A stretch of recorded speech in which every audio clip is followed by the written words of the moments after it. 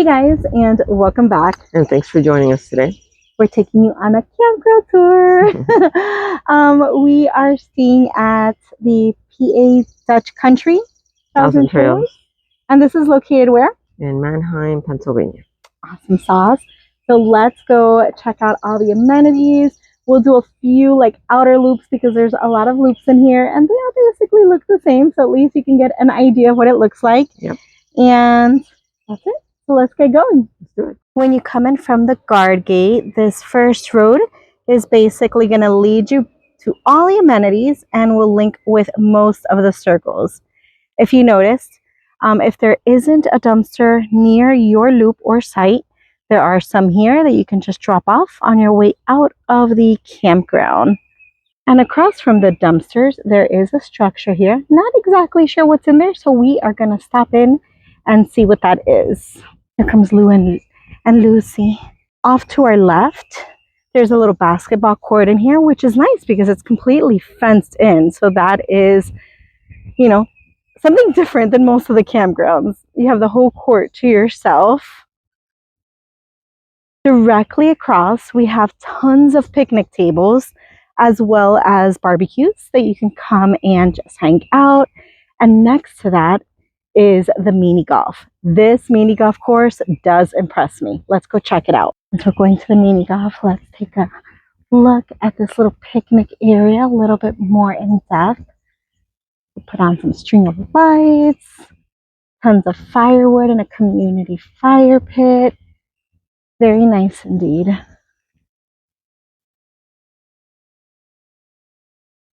I love this little detail. I'm going to show you this one just because it's up close, but I've seen these little houses propped on like tree stubs all throughout the park. It's really cute.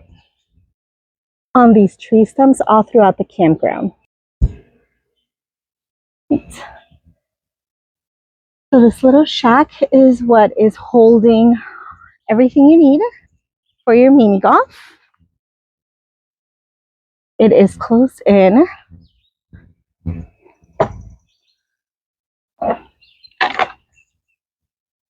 Look how cute this course is. Now, anyone of all ages can enjoy this with all the little obstacles. That would be so cool if you can actually get the mini golf to go around that hoop. Look how cute this is, you guys. When you're here, you have to make an attempt to come and play some mini golf. Let's take a look at the structure on the other side of this, and that's also where the pool is and even more things behind it. Across from the mini golf course, you do have the trading post. Today is a weekday, so it is closed. It looks like it's only open on weekends. To my understanding, Lou told me that it's like a little country store. You can get all kinds of different things in there. Let's see if we can happen to see inside.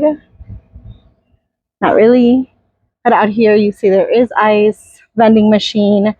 And right next to the structure is the pool, which it is not open all year round, which means it's not open now, even though we're in spring.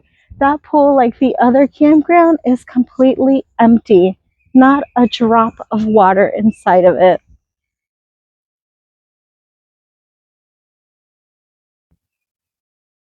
Okay, I take that back. Maybe a drop.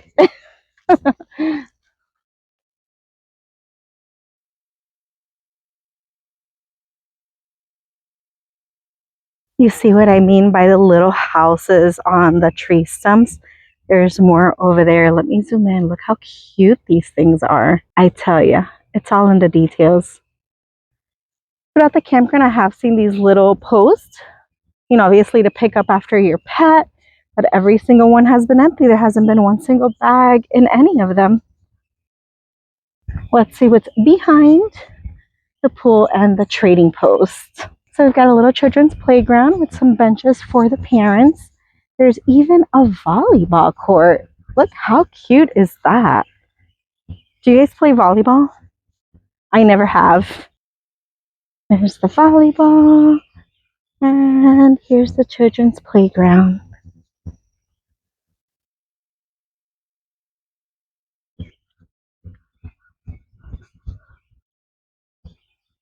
And conveniently located across from the children's playground, also on your way out of the campground, is where you have your dump station. Thankfully, this time around, we do have a full hookup site, so we do not need to use this.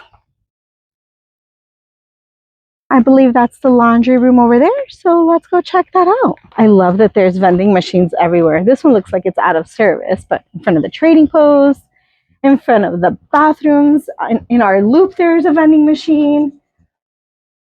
It's nice and cool in here.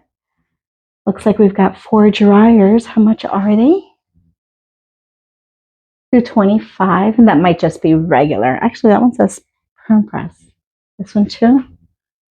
Yeah, so it says $2.25. It might go up depending on your settings. And if you didn't notice, that is coins. So it's basically quarter operated, same as the washers. Super cycle, longer wash, and extra rinse. $2.50. So make sure you have $4.75, at least $5 worth of quarters before you come wash here. Right out of the laundry rooms, we're going to continue on towards the children's playground, but on the other side because there's more stuff over there. This is the same road that leads you in all the way from the gatehouse. And if you go forward, if you are assigned any sites in B, just go straight on over because that is B right over there. Otherwise, everything else, before you hit these amenities, you want to make your first right, and you'll reach the other loops from there. Let me tell you, I would have felt more comfortable with one of these sites, although I wouldn't have loved being near the children's playground, but I would have felt much more comfortable with one of these sites being flat. And you'll see why I'm saying that when we get to our site. Behind the children's playground, you'll see more picnic tables and more barbecues. And right behind the picnic tables and barbecues, there is horseshoes.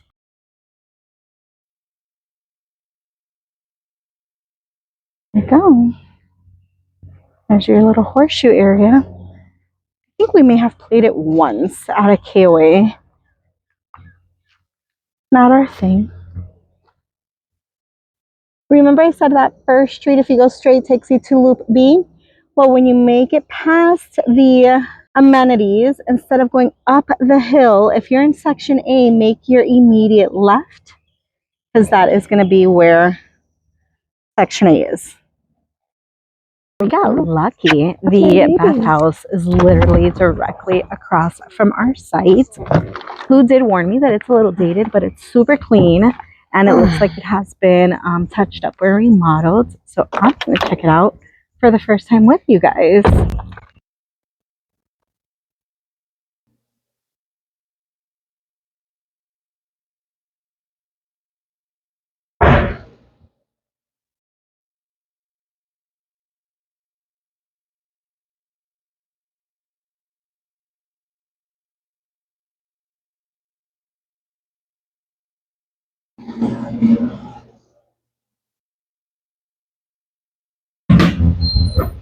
Since there was somebody in there,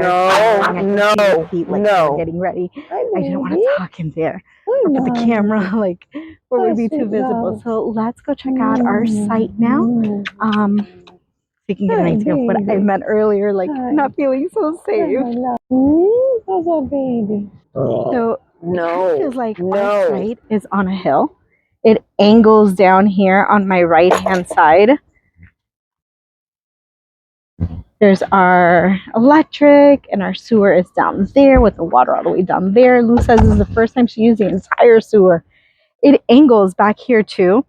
So when we're stepping down, it kind of feels like we're going to fall right down. And it angles here too. It goes straight down to now to my right. So it's almost like it's on a little hill. But otherwise, I really like the layout of our site, not necessarily having neighbors. I think somebody would back in on that side. That's another street, and then somebody will back in over here as well, but it kind of feels like our own little island. There's a barbecue, there's a fire pit, and a picnic table. So this traffic light is the turnpike. If you're coming off the turnpike to come to the campground, you're making a left, and the next intersection, Coming up, you'll see a bunch of RVs parked here on the left-hand side. This is where you're making your left-hand turn to go into the campground. And you'll notice there's a fork on the road. Okay, when you pull in here, you see this fork. You don't want to go to your right. Stay to the left. That's going to take you into the campground. Also, as we move a little further in, I'm going to give you another tip that Lou pointed out. Right around here, there is a driveway between these two bushes, and Karen, GPS, Google, says to make a left in there for the campground. That is not accurate. Do not pull into either one of these two on your left.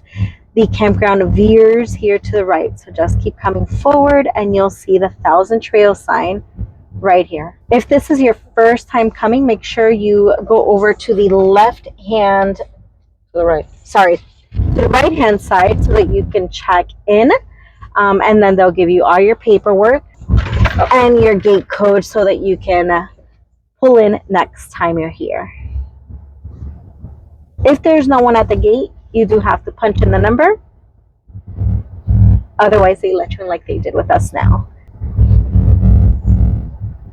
Okay, guys, let's go for a little drive around the park. We're not going to do every loop. I gave Lou permission to go through basically our main loop and just around so that you can get an idea of what this campground looks like.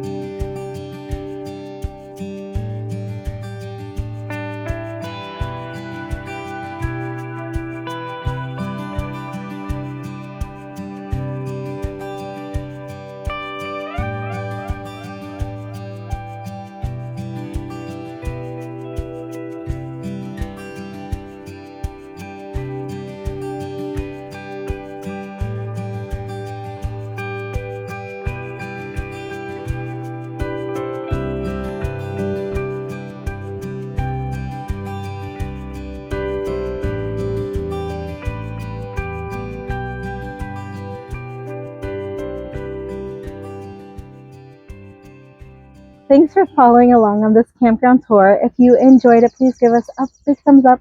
We'd love to hear in the comments if you've been here before. And if not, would you come here after seeing it? And make sure you hit the subscribe button and the notification bell so you can get notified every time we upload a video. And as always, thanks for watching and we'll see you soon. Bye, guys.